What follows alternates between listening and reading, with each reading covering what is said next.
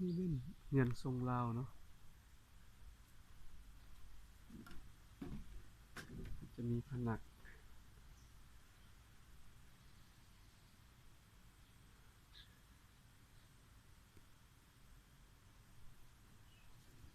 ประตูลูกหลอกจะเป็นใส่คีย์การ์ดจะมุงสีแท็ก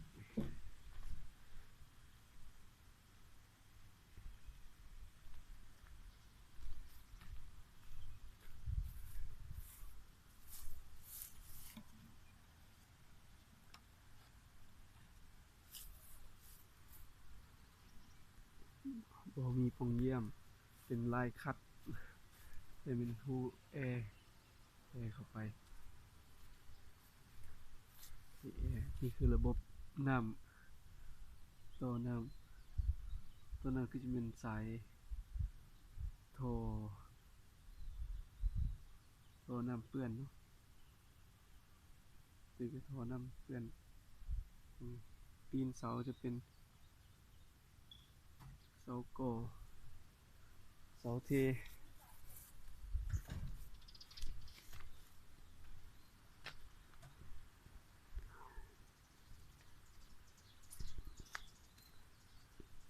ระบบน้ำประปาเข้าสายเดียว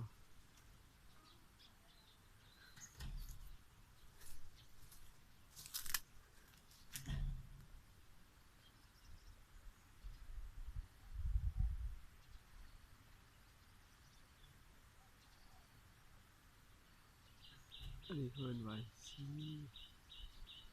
ไว้คัดถึง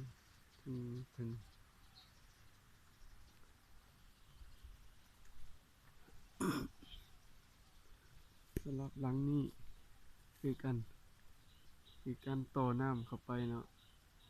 แล้วก็ตัวนี้จะเป็นระบบระบายอากาศหลังนี้จะสูงกว่านั้นนี่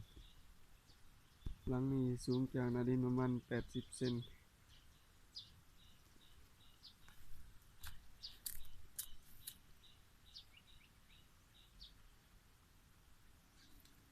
โอ้เรื่องนี้จะเป็น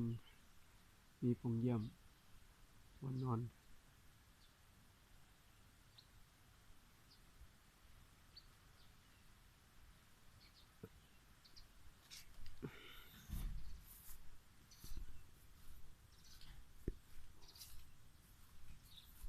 การต่อสายไฟดีคือซีเมนต์ต่อสายเคเบิลของโทรทัศน์จานดาวเทียม